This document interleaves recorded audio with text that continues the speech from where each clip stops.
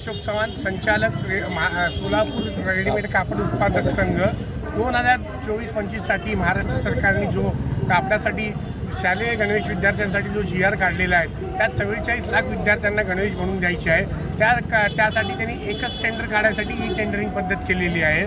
त्या ई टेंडरिंगमुळे गेल्या 20 वर्षापासून आपण जिल्हा परिषदेच्या प्रत्येक शाळांना त्यांना मापाप्रमाणे आपण ड्रेस पोचायचं काम करतो। आता जे टेंडर कापडाचं येणार आहे त्या कापडाच्या टेंडरमुळे कापड त्यांना कापून त्यांना प्रत्येक शाळेत पोच करायचं आहे, ती गोष्ट शक्य नाही आहे। आणि हे काम जे आहे ते महिला बचत गटाकडून त्यांचं करून घ्यायचा विचार आहे।